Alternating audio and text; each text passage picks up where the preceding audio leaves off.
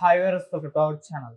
'Pushpa 2' movie block buster hit తర్వాత అల్లు అర్జున్ గారు ఎవరితో సినిమా చేస్తారా అని చెప్పేసి ఫ్యాన్స్ లో ఒక ఆతృత, క్యూరియాసిటీ ఉండడం మనం చూసాము. సో అవన్నిటి కూడా తెరదీస్తూ డైరెక్టర్ అట్లీతో ఇప్పుడు సినిమా అనౌన్స్ చేశారు. సో ఇవాళ అనౌన్స్మెంట్ కు సంబంధించిన వీడియో కూడా రిలీజ్ చేయడం, అది కూడా సినిమా పైన ఎక్స్పెక్టేషన్స్ పెంచేయడం, అంటే అందులో అందరు కూడా హాలీవుడ్ టెక్నీషియన్స్ ఇవన్నీ ఉండడం, అంటే ఒక హాలీవుడ్ రేంజ్ లో ఈ సినిమాని తీసుకెళ్తున్నారన్న అభిప్రాయాలు కూడా కలుగుతున్నాయి. మరి సినిమా ఏ విధంగా ఉండబోతుంది, ఈ సినిమాకి సంబంధించిన అన్ని విషయాలు తెలియజేయడానికి ప్రజెంట్ మనతో పాటు సీనియర్ ఫిలిం జర్నలిస్ట్ అప్పాజీ గారు ఉన్నారు. వాళ్ళతో ఒకసారి ఈ సినిమాకి సంబంధించిన కొన్ని ఇంట్రెస్టింగ్ విషయాలు తెలుసుకునే ప్రయత్నం చేద్దాం. నమస్కారం సార్. నమస్తే ఆదిత్య.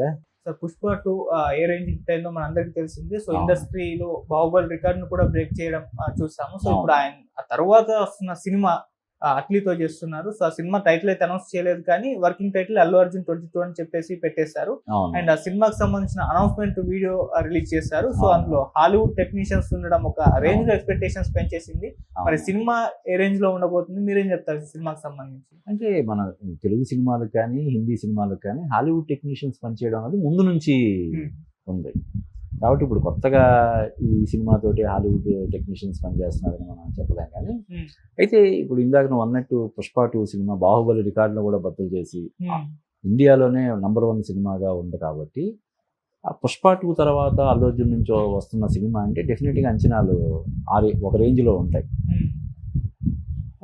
దానికి తోడు ఇప్పుడు 'త్రివిక్రమ్' సినిమా చేయాల్సి ఉంది, అలాగే సంజయ్ లీలా బన్సాలి పేరు వినిపించింది. ఇలాగ ఒక 3-4 టాప్ డైరెక్టర్స్ పేర్లు వినిపించినప్పటికి కూడా ఇప్పుడు అట్లీ సినిమా చేయడం, అట్లీ సినిమా ఇప్పుడు ఇది 6వ సినిమా. అంతకుముందు అతని సినిమాలన్నీ కూడా మంచి హిట్ సినిమాలు. ముఖ్యంగా అతని డైరెక్షన్లో ప్రీవియస్ సినిమా షారూఖ్ ఖాన్తో చేసినటువంటి 'జవాన్' కూడా చాలా పెద్ద హిట్ సినిమా.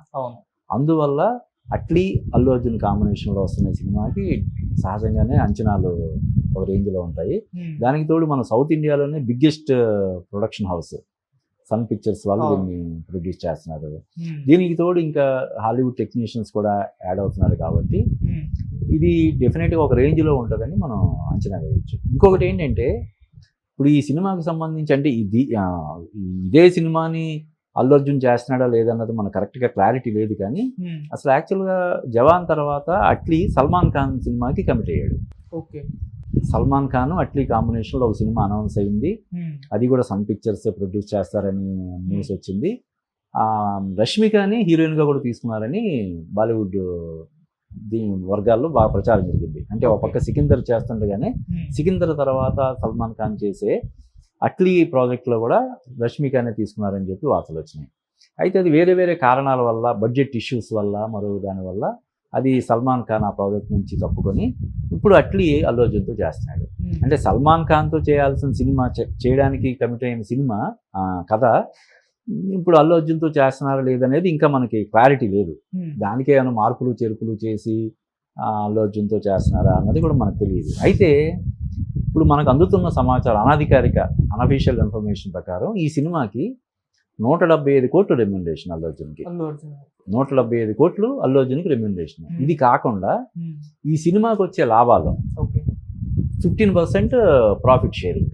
అంటే ఉదాహరణకి ఈ సినిమాకు 200 కోట్లు ప్రాఫిట్ వస్తే ఆ 200 కోట్లు మళ్ళీ 30 కోట్లు అల్లు అర్జున్కి ఇవ్వాలి. ఇది అల్లు అర్జున్ రెమ్యునరేషన్. ఇక డైరెక్టర్ రెమ్యునరేషన్, అట్లీ రెమ్యునరేషన్ 100 కోట్లు. ఇప్పుడు ఆ సినిమాకి కూడా అదే ఇష్యూ, 100 కోట్లు రెమ్యునరేషన్ అట్లీకి, 100 కోట్లు సల్మాన్ ఖాన్కి. అంటే వర్కౌట్ అవ్వదు అన్న ఉద్దేశంతో ఆ ప్రాజెక్ట్ ఆగి ఇప్పుడు అల్లు అర్జున్ తోటి అయింది. ఇప్పుడు అల్లు అర్జున్ ఏంటంటే 'పుష్ప 2'తో అతను పాన్ ఇండియా స్టార్ అయిపోయాడు కాబట్టి, విపరీతమైనటువంటి క్రేజ్ ఉంది కాబట్టి బహుశా ఇప్పుడు అటు 175 కోట్లు ఇటు 100 కోట్లు అంటే అదే 275 కోట్లు అయినాయి.